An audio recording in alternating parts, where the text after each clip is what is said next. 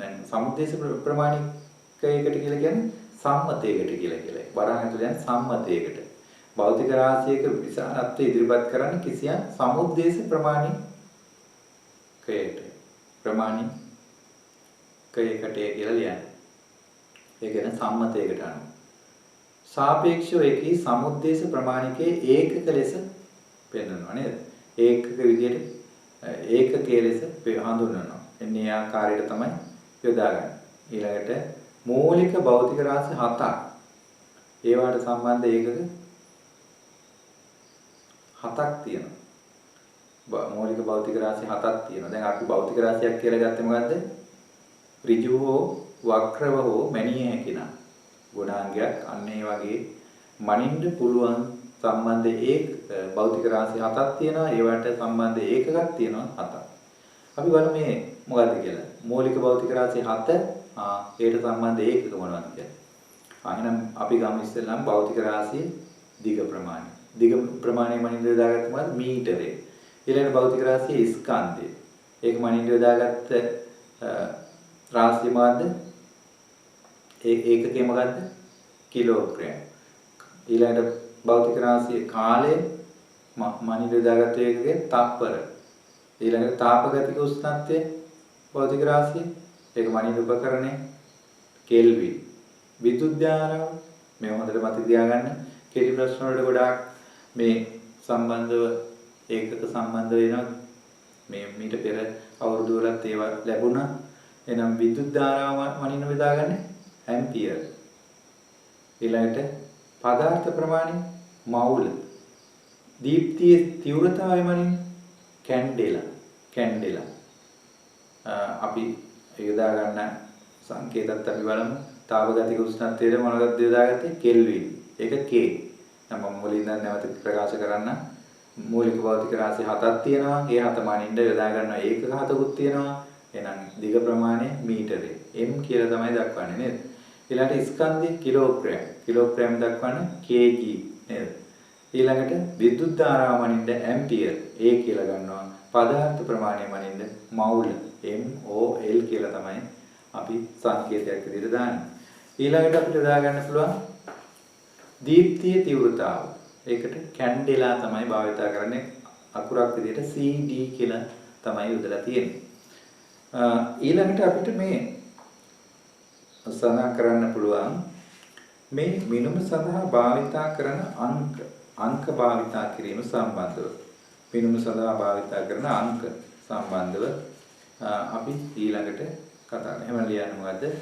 මිනුම සඳහා අංකවල කාර්ය. මිනුම සඳහා අංකවල කාර්ය. අංක යොදාගන්නේ මොන වගේ කාර්යයන් සඳහා? එක තමයි හඳුනා ගැනීමේ ලක්ෂණයක් ඒවා සංකේතයක් ලෙස අපි යොදා ගන්නවා. හඳුනා ගැනීමේ සංකේතයක් විදිහට යොදා ගන්න. උදාහරණ විදිහට ගන්න.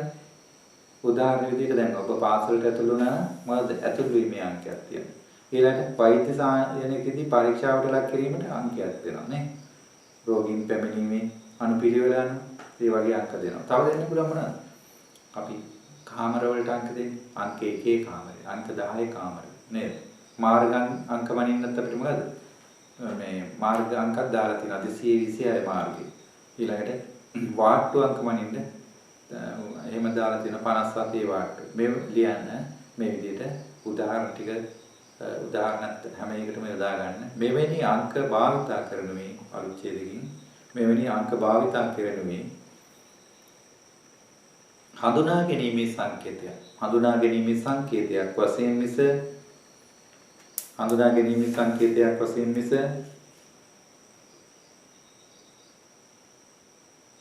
හඳුනා ගැනීමේ සංකේතයක්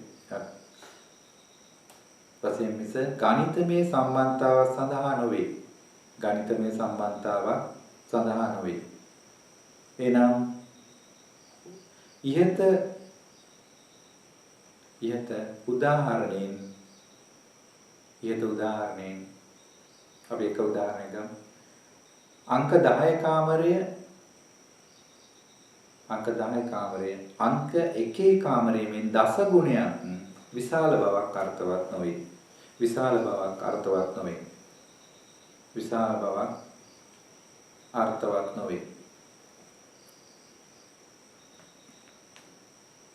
විශාල භාවය අර්ථවත් නොවේ. ඊළඟට අපිට පුළුවන් අනුක්‍රමයක ධර්ම ස්ථානය පෙන්වන්න නේද? එහෙනම් ලියන්න මෙහෙම දෙක අනුක්‍රමික අංක. අනුක්‍රමික අංක.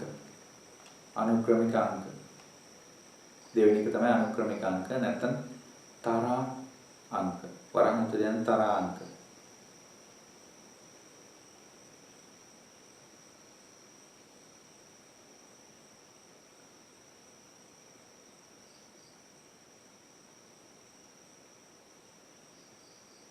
දැන් මෙතන පොඩි වැරදීමක් වුණා. මොකද අපි අනුක්‍රමික අංක කියන එකේ උදාහරණ තමයි උඩට ආවේ. ඒක පොඩක් නැවත සකස් කරගෙන අංකවල ප්‍රයෝගිකාවය සඳහා අපි ගත්තේ අර අංක 1 කාමරයේ අංක 10 කාමරයේ මාර්ගාංක 296 වාට්ටු අංක විභාගාංක කියලා ගන්න. ඒකත් ගන්න පුළුවන්. විභාගාංකයේ දුරකථන අංකයේ මෝටර රථ අංකයේ මාර්ගාංකය කියලා. එතන නිවැරදි කරගන්න.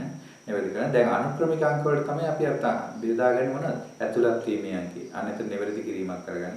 ඇතුළත් වීමේ අංක වෛද්‍ය සායනයේදී පරීක්ෂාවට ලක් කිරීමේදී නියමිත රෝගීන්ගේ පැමිණීමේ අනුපිළිවෙල දැක්වෙන අංක අන්න ඒ උදාහරණයක් තමයි ගන්නවා. හරි. එහෙම යොදා ගන්න. ඒ උදාහරණ ටික නැවත ගත්තනම් හරි. එතකොට මේක අනුක්‍රමික අංක නැත්නම් තරා අංක නේද? ඒක තමයි යොදාගන්නේ. ඉතින් ඒකත් අපි පොඩි විස්තරයක් ලියාගමු මෙන්න මෙහෙම. දැන් අපි මෙහෙම ගමු ලකුණු විදිහට මෙහෙම ගත්තොත් මෙතන සම්බන්ධය තියෙන මේ තර්ක ශාස්ත්‍රයේ ප්‍රශ්න පත්‍රයේට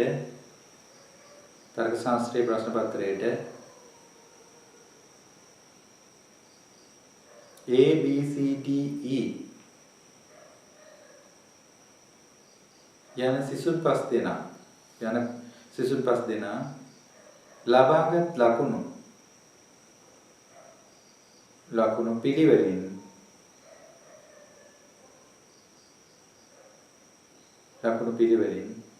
40 ක්‍රමාදාරය 40 50 60 70 80 වේ. මින් සිදු කර ඇත්තේ සිසුන්ගේ දැනුම් ප්‍රමාණයන් මැන බැලීමකි. එහිදී Aට වඩා B ගේ දැනුම මට්ටම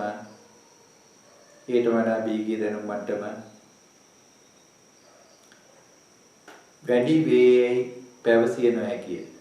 එසේ පැවසීම අර්ථ විරහිතය. මේදී කියවෙනුවේ දැනුමේ අඩු වැඩි භාවයකි. එනම් එක් සිසුවා සිටින දැනුමේ මට්ටම එමගින් කියවේ.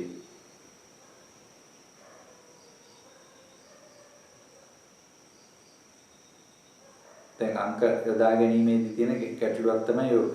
40 50 60 70 80 කියලා කිව්වම Aට වඩා B ගේ දැනුම මට්ටම වැඩි නිගමනය කරන්න පුළුවන්. නමුත් Aට වඩා B E දැනුම අතින් දෙගුණයක් වෙනවා කියලා කියන්න බෑ නේද? A E අතර සැසඳුවම ඒක කියන්න බෑ.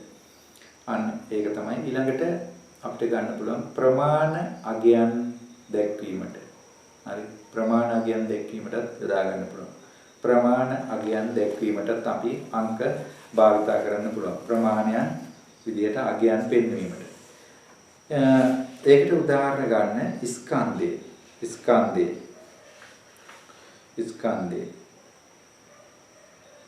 උදාහරණ ස්කන්ධය අපි ගමු ස්කන්ධය 5යි kg කිලෝග්‍රෑම් 5යි.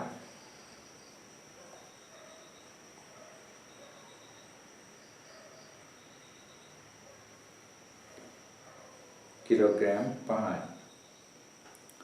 ඊළඟට සෙල්සියස් අංශක 24යි උෂ්ණත්වය. සෙල්සියස් අංශක 24යි උෂ්ණත්වය.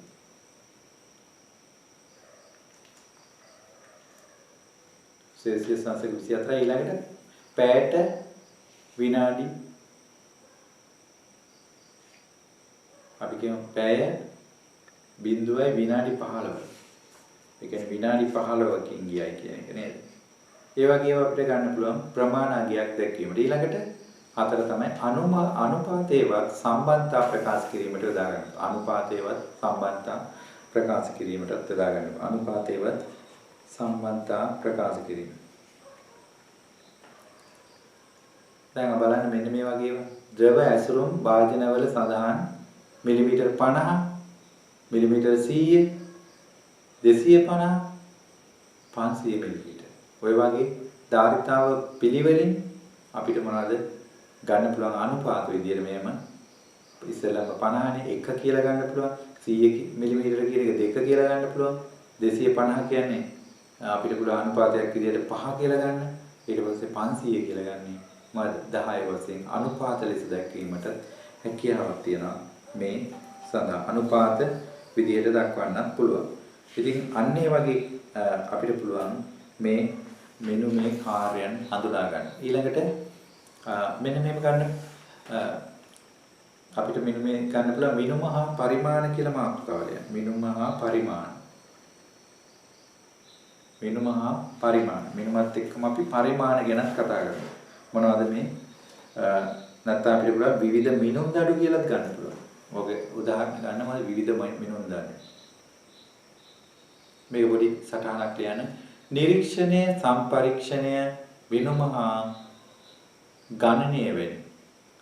නිරීක්ෂණය සම්පරීක්ෂණය මිනුම හා ගණනය වෙනි ආනුභූතික ක්‍රියාමාර්ග ආශ්‍රයෙන් ලබා ගන්නා දත්ත විශ්ලේෂණ හැකියාව රඳා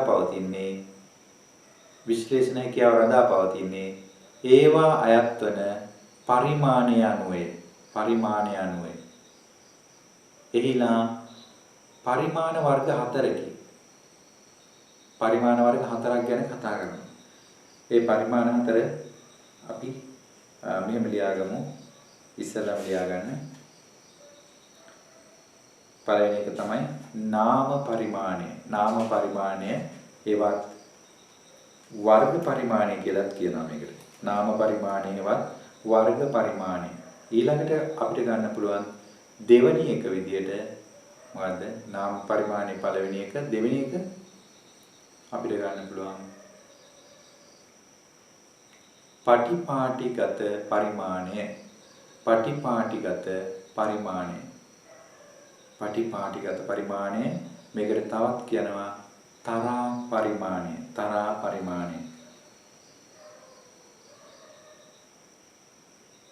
තරා පරිමාණය. ඊළඟට තුන්වෙනි එක විදියට ගන්න පුළුවන් ප්‍රාන්තර පරිමාණය.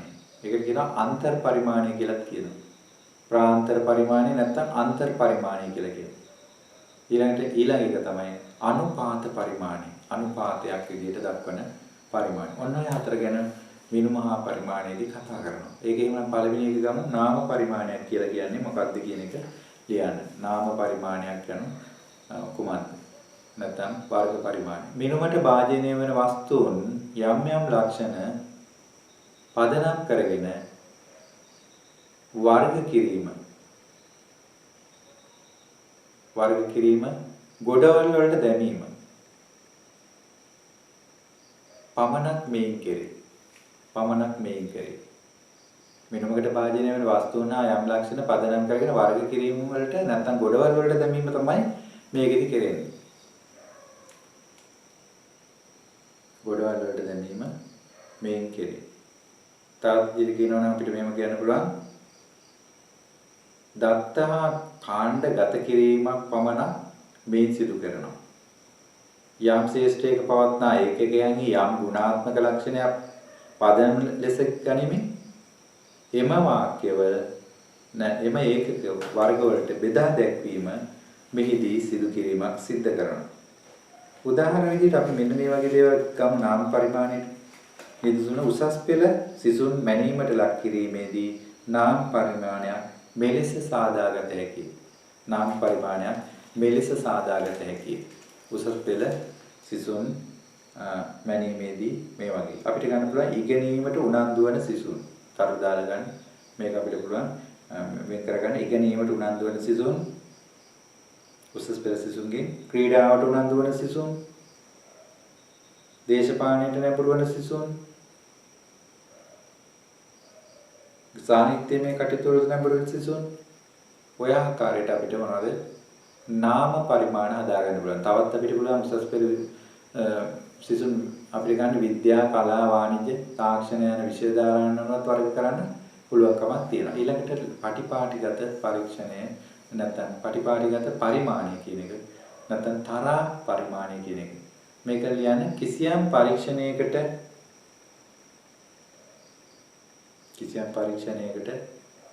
භාජනය වන වස්තුන්ගේ ලක්ෂණ පිළිවෙලකට සකස් කිරීම පටිපාටිගත පරිමාණය නම් වේ. කිසියම් පරීක්ෂණයකට භාජනය වන වස්තුන්ගේ ලක්ෂණ පිළිවෙලකට සකස් කිරීම තමයි පටිපාටිගත පරිමාණය වෙන්නේ. උදාහරණයක් විදිහට ගමු. ආකල්ප මැනීමට සකසා ඇති නිර්මාණයක් අපිට ගන්න පුළුවන්. මෙන්න මේ ආකාරයට අපිට ආකල්ප මැනීම සඳහා සකසා ඇති පරිමාණය. අපිට ගන්න පුළුවන් තවත් අපි වෙනත් දේවල් මෙතන අපි ගන්නවද? දැඩි ලෙස මෙහෙම ගමුකෝ. අපි කොටස් කීයකට බෙදනවා? අපි ගමු 5කට. 1 2 3යි 1 2 3 4 හරි. මෙතන තියෙනවා මොකද? දැඩි ලෙස විරුද්ධ වීම. දැඩි ලෙස විරුද්ධ වීම.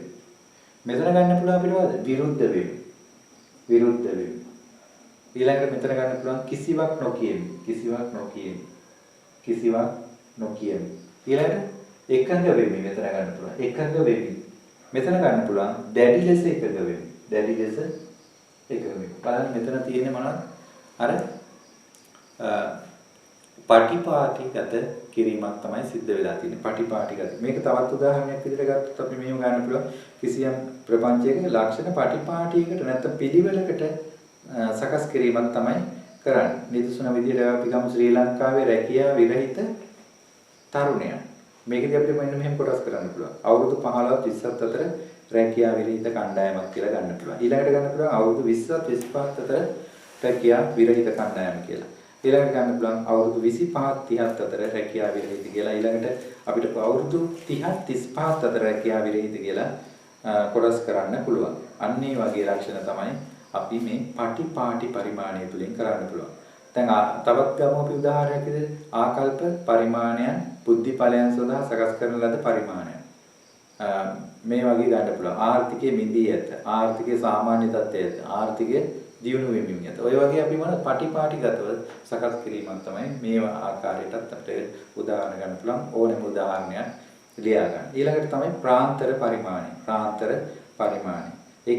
ලියන්න මෙහෙම 1 ලක්ෂයක් හා ඊළඟ ලක්ෂය අතර ඇති දුර ප්‍රමාණය 1 ලක්ෂයක් හා ඊළඟ ලක්ෂය අතර ඇති දුර ප්‍රමාණය යාබද ඇති ඕනෑම ලක්ෂ දෙකක් අතර ඇති දුර ප්‍රමාණයට සමාන වෙනවා.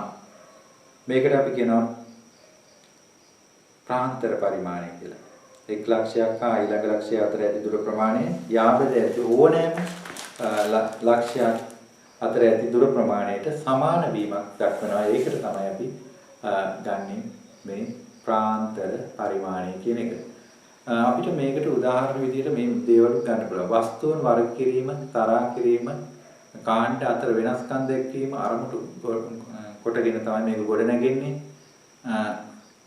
අපිට උෂ්ණත්ව මාපක ලකුණු කිරීමේදී මේ වගේ දෙයක් ගන්න පුළුවන්. උෂ්ණත්ව මාපක නැත්නම් මීටර් කෝදුව ඒ වගේ දෙයක් ගන්න පුළුවන්. ඒකට උෂ්ණත්ව මාපක ලකුණු කිරීමේදී නම් මෙන්න මේ වගේ ගන්න පුළුවන්. මේක මම මකලා ගන්න මේ වගේ ගන්න පුළුවන්. මෙතෙන් අපිට ගන්න පුළුවන් 100ට උෂ්ණත්වය බිඳුව කියමු. මෙතන ගන්නවා 10 20 30 40 බලන්න සෙල්සියස් ප්‍රමාණය තමයි මේ තියෙන්නේ. එතකොට මේ ආකාරයට අපිට ගන්න පුළුවන් අණු යාත ලක්ෂ අතර පවතින දුර ප්‍රමාණ වලින් සමාන වූ ප්‍රමාණාත්මක වෙනස් කම් කිරීමක් තමයි කරන්නේ මෙතෙන්දී. එතකොට උදිස්නාවේ මීටර කෝදුව අරගත්තාම මීටර කෝදුවේ තියෙන ඒ සමාන ලක්ෂණයක්. ඊට පස්සේ උෂ්ණත්වමානෙත් තියෙනවා ওই විදිහට සමාන බව. ඉතින් මෙහෙම ගන්න මේකට තවත් ලියාගෙන එසේ මැනීමට යොදා ගන්න ලබන ප්‍රපංචය භෞතික වස්තුවක් නොවන විට භෞතික මේ වස්තුවක් නොවන විට මේක යොදා ගන්න බෑ. යොදාගත නොහැකි. ප්‍රාන්තර පරිමාණය යොදාගත නොහැකි. අඩි කෝදු තියලා මනින්න බෑනේ නේද? බුද්ධිය වගේ දෙයක් මනින්න බෑ ඒ වගේ. එහෙනම් ලියන්න බුද්ධිය වැනි ලක්ෂණ ප්‍රාන්තර පරිමාණය තුලින් දැක්විය නොහැකිය. ප්‍රාන්තර පරිමාණය මගින් දැක්වීමට නොහැකිය. දැන් අපිට ගන්න අපි කියන්නේ මෙහෙම ABCD කියලා සිසුන් ගණනාවක් ඉන්නවා. ඒ සිසුන්ගේ ලකුණු මට්ටම කියනවා මොකද? 80 90 100 110 120 කියලා. ඒතර බුද්ධි මට්ටම් වල පරතරය 10ක් වුවද ඒ ප්‍රාන්තර රූපයක් ලෙස ගත නොහැකිය. මන්ද බුද්ධිඵලය වැනි දෙයක් 10කින් වෙනස් වීම යන හැම දෙනාගේම එකම ආකාරයට වෙනස් වීමක් නෙවෙයි. මේ නිසා භෞතික නොවන දෙයක් ප්‍රාන්තර පරිමාණයෙන් දැක්විය නොහැකිය. එනම් ප්‍රාන්තර පරිමාණය සාපේක්ෂයි නේද? සාපේක්ෂ සහිත වූවක් බවට පත් වෙනවා. ඊළඟට තමයි අවසාන එක මොකද? අනුපාත පරිමාණය. අනුපාත පරිමාණයක ලක්ෂණය තියෙන ලක්ෂණ තමයි ලක්ෂ දෙකක් අතර දුර ප්‍රමාණය සමාන විය යුතුයි. අතර නිර්පේක්ෂ ශූන්‍යත්වයක් තියෙනවා. නිර්පේක්ෂ වශයෙන් බිඳුවට සමාන වෙනවා. එතකොට නිර්පේක්ෂ ශූන්‍යත්වයද තිබිය යුතුයි. නිදසුනක් විදිහට අපිට ගන්න පුළුවන් මිල ගණන් දැක්වීම. මිල ගණන් දැක්වීම. නැත්නම් අපි මෙහෙම ගමුකෝ. උදාහරණයක් අනුයාත ලක්ෂ අතර සමාන දුර මගින් ප්‍රමාණාත්මක වෙනස්කමක් දැක්වෙන්න ඕනේ. ඊළඟට නිර්පේක්ෂ ශූන්‍යත්වය තියෙන්න ඕනේ කියලා කිව්වා. එහෙනම් මෙහෙමයි වස්තු වර්ග කිරීම මේකට කියනවා වස්තු වර්ග කිරීම තරහා කිරීම කාණ්ඩ අතර වෙනස්කම් දැක්වීම අනුපාත සම්බන්ධ දැක්වීම අරමුණු කොටගෙන තමයි අනුපාත පරිමාණය ගොඩ නැගෙන්නේ. මේකට ගණිත කර්ම සියල්ලන්ටම අර්ථාන්විතව වාජනය කළ හැකි ප්‍රමාණයන්ගෙන් බැනෙන ලක්ෂණ ව්‍යාප්තිමේ ලක්ෂණ මේ පරිමාණයට අයත් වෙනවා නේද? එතකොට අපි ගමු 0 10 20 30 40 50 60 කියලා මේ මෙතනම දාගන්න. එතකොට මේක අපි මෙහෙම ගමු උදාහරණ භාණ්ඩයක මිල ප්‍රමාණය සහ ඉල්ලුම් ප්‍රමාණය මීටර රූල කෝණමානය නිරීක්ෂණ නිර්පේක්ෂ ශූන්‍යයෙන් සහිත අවස්ථාවන්. භාණ්ඩයක මිල ප්‍රමාණය සහ ඉල්ලුම් ප්‍රමාණය මීටර රූල කෝණමානය නිර්පේක්ෂ ශූන්‍යයෙන් වෙනවා නේද? සහිත ශූන්‍යයක් තමයි වෙන්නේ. එතකොට මිනුම මගින් ඇතිවන දෝෂ ගැනත් කතා කරනවා. මිනුම මගින් ඇතිවන දෝෂ. මිනුමෙන් මොන වගේ දෝෂද ඇති වෙන්නේ? අපි ඒකත් කරමු මේ මෙහෙම ලියාගෙන පළවෙනි එක තමයි ඒකාංග දෝෂ. ඒකාංග දෝෂ. මිනුම මගින් ඇති වෙන එකක් තමයි ඒකාංග දෝෂ. ඒකාංග දෝෂ කියලා කියන්නේ උපකරණය ඒ භාවිතා කරන අවස්ථාව ඇසුරින් ඇතිවන දෝෂ. හරි ඒක ලියන්න. ඒකාංග දෝෂ කියලා කියන්නේ උපකරණයේ භාවිතා කරන අවස්ථාවන් අනුව ඒ ඇසුරින් ඇතිවන දෝෂ තමයි ඒකාංග දෝෂ කියලා කියන්නේ. මේ අපිට අවම කරගන්න නම් මොකද්ද? නැවත කිරීමෙන් නැත්නම් චෝදනයක් මගින් කරන්න පුළුවන්. අපි ගන්න පුළුවන් නැවත මේක කරන්න පුළුවන්. මේ උදාහරණයක් ඔරලෝසුව වෙලා මිනිත්තුවක් වැඩියෙන් යනවා. ඔන්න ඒකාංග දෝෂයක්. උපකරණ වල භාවිත කරන අවස්ථාව ඇසුරින් ඇතිවන දෝෂ තමයි ඔය වගේ ගන්න පුළුවන්. ඊළඟට තමයි දෙක අහඹු දෝෂ. අහඹු දෝෂ ගන්න පුළුවන්. අහඹු විදියට සිදුවෙන දෝෂක් තියෙනව නේද? අහඹු දෝෂ. අහඹු දෝෂ අපි ගමු. පරිමාණ කියවීම අනුරූපව ඇතිවන දෝෂ.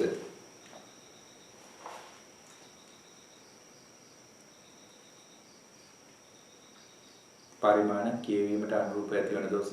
ඊළඟට කියනවා නිමානික දෝෂ. නිමානික දෝෂ. උදාහරණ සැබෑ දිග සහ මැනෙන දිග අතර වෙනස. ඇත්තටම සැබෑවට තියෙන දිගයි මැනෙන දිගයි අතර වෙනස්කම් ඇති වෙනවා. මෙවැනි දෝෂ අවම කර ගැනීමට අපි කටයුතු කර යුතුයි. එහෙනම් අපි මොනවාද මිනුම් මගින් ඇති වෙන දෝෂ අපි කතා කරා කොටස් දෙකක්. මොකද්ද? ඒකාංග දෝෂ ඊළඟට මොකද්ද? අහඹු දෝෂ නේද? ඔන්න ඔය වගේ ඒ දෝෂ ටික ගැන කතා කරලා ඒව අවම කර ගැනීමට අපි කටයුතු කිරීමක් සිදු කරන්න ඕනේ. ඉතින් මෙන්න මේ ටික තමයි අපි මේ මිනුම සඳහා භාවිතා කරන මිනුම සම්බන්ධව අපිට ඉගෙන ගන්න තියෙන්නේ. ඉතින් උපකරණ භාවිතය සම්බන්ධව මේ තව අපි කතා කරමු මිනුමේ දෝෂ ඇති වෙන්න පුළුවන් තවත් ආකාර තමයි මෙන්න මේ ආකාරයට සඳහන් කරගත්තොත් හොඳයි. මෙහෙම කියන්නේ ලියා ගන්න සෑම මිනුමකටම සෑම මිනුමකටම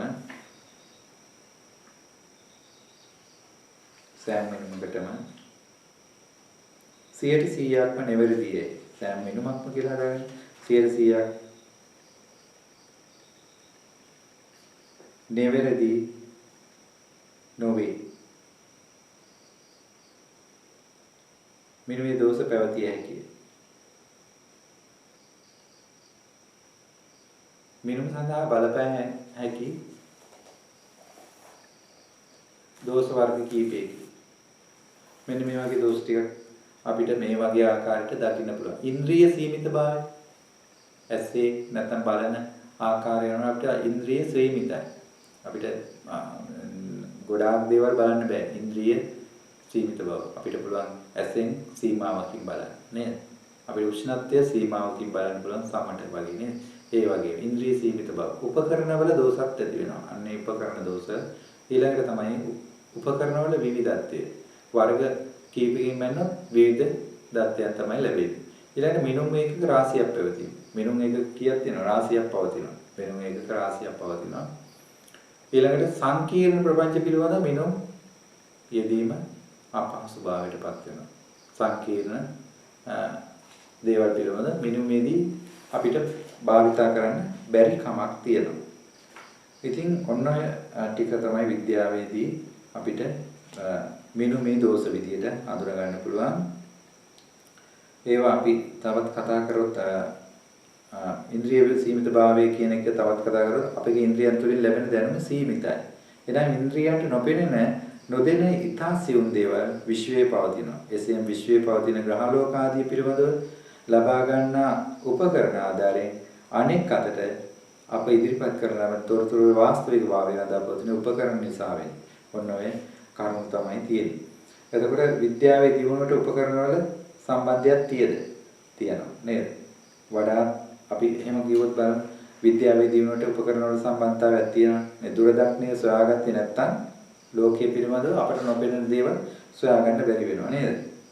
එන උපකරණ හා සම්බන්ධයක් තියෙනවා. දැන් තවත් දෙයක් තමයි මේ උපකරණ ගොඩාක් වෙලාවට විද්‍යාවේ බිහි වුණ ආකාර පිළිබඳව අපිට ටිකක් ඉගෙන ගන්න වෙනවා.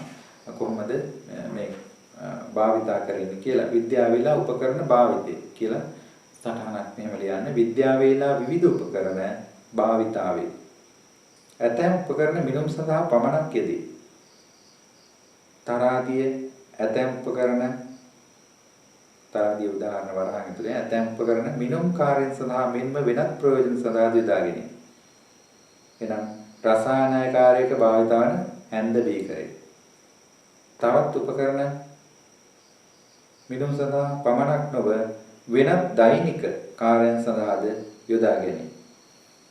අපිට යොදා ගන්න පුළුවන් මේසය රාක්ක වගේ දේවල් දෛනික කටයුතු සඳහා යොදා ගන්න. කිසියම් උපකරණයක් මිනුම සඳහා භාවිතා කළ යුතුද නැද්ද යන්න තීරණය කරනුයේ කරනු ලබන පරීක්ෂණයේ ස්වરૂපය අනුවයි. කිසියම් උපකරණයක් මිනුම සඳහා භාවිතා කළ යුතුද නැද්ද තීරණය කරනු ලබන්නේ පරීක්ෂණයේ ස්වરૂපය අනුවයි. දැන් උදාහරණයක් විදිහට අපි කියමු මෝටර රථයක් ගත්තට ඒ මිනුම් කාර්ය සඳහා යොදපු උපකරණයක් නෙමෙයි. ඒත් භාවිතා කරනවා. අපි කියන්නේ අපි ආවේ 20ක වේගෙන් ආවා කියලා කියනවනේ. 30ක වේගෙන් ආවා කියලා කියන මේ ඒ රථේ නේද? එහෙම කියන්නේ 80ට ආවයි කියලා කියන්නේ. ඒ වගේ අවස්ථා තියෙනවා නේද? ඉතින් නමුත් එක්තරා අවස්ථාවක දුරමැනීම සඳහා යොදා ගන්නවා මෝටර රථේ දුරමනින්න නේද? අපි යොදා ගන්නවා. ඇතැම් විට සංකීර්ණ උපකරණයක් උද කාර්යයන් රාශියකට භාවිත කරන්න පුළුවන්. සංකීර්ණ උපකරණයක් පවා කාර්යයන් රාශියකට. අභ්‍යන්තර තොරතුරු ගවේෂණය කරනු ලබන චාන්ද්‍රිකාව. ඒ තුලින් විවිධ දේවල් අපි මැන ගන්න පුළුවන්. එසේම කාර්යයන් සඳහා උපකරණ රාශියක් උද යොදා ගන්නත් පුළුවන්. උෂ්ණත්වය මැනීම සඳහා සෙල්සියස් පරිමාණය ඊළඟට සෙල්සියස් මාපකයේ නේද? ෆැරන්හයිට් ඔය වගේ දේවල් භාවිත කරන්න පුළුවන්. එසේම බර මැනීම සඳහා තරාදි භාවිත කරන විවිධ දේවල් නේද? දැන් සමහර උපකරණ නිර්මාණය කරගත්තා.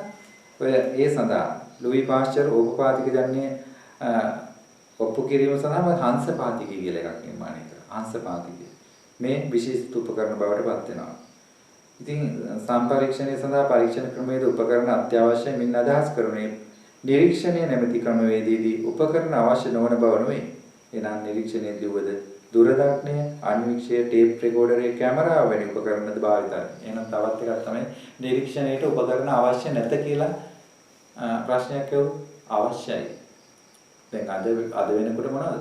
නිරීක්ෂණය සඳහා නවීන තාක්ෂණය භාවිත වෙනවා. අතීතේ නම් මොකද? අපි නිරීක්ෂණය කියලා නිර්වචනය කරේ කුමක්ද? උපකරණ භාවිතා නොකර පංචේන්ද්‍රයන් මගින් සිදු කරන නිරීක්ෂණය තමයි නිරීක්ෂණය වෙන්නේ. එතකොට අද නම් ඒක වෙන්න බෑ. චන්ද්‍රිකා වගේ දේවල් තුලින් නිරීක්ෂණ කටයුතු කරනවා නේද? දැන් අපි වනාන්තරයක නිරීක්ෂණය කටයුතු කරනකොට පංචේන්ද්‍රියම යොදා ගන්න නැහැ. කැමරා උපකරණ පවා සවි කරනවා. ඒ වගේ අවස්ථාවකදී අර නිර්වචන අසත්‍ය භාවයට පත් වෙන අතීතයේ නිරීක්ෂණය යන කොහොමද කියන උපකරණ භාවිතා කිරීමක් සිද්ධ වෙනවා වර්තමානයේ නම්. ඉතින් එහෙමනම් ඔබ මේ මිනුම සම්බන්ධව ලබාගත්තු දැනුම මම හිතනවා විභාග ප්‍රශ්න වලට යොදා ගන්න පුළුවන් කියන එක අපි ඉදිරියේදී කතා කරමු. මේ පාඩම මිනුම හා සංඛ්‍යානය කියලා බොහෝ විට ඉදෙන අවස්ථා තියෙනවා. මිනුමයි සංඛ්‍යානය එකට සමන් කරන පාඩමක් බවට පත් වෙන ඉස්සෙල්ලා මිනුම ඊළඟට සංඛ්‍යානය කියන කොටස තමයි කරන්න ඕන. එහෙමනම් දැන් අපි ඊළඟ පාඩමකින් හමු වෙමු. මේ සම්බන්ධ ප්‍රශ්න වලට ඔබ යන්න ඔබට ගැටලුවක් තිබෙනවා නම් අපි ඒ ප්‍රශ්නත් විසඳමු. අපි බලමු ඉදිරියේදී තවත් පාඩමකින් හමු වෙමු. එහෙනම් ඔබ සියලු දෙනාටම ආයුබෝවන් කියලා ප්‍රාර්ථනා කරනවා.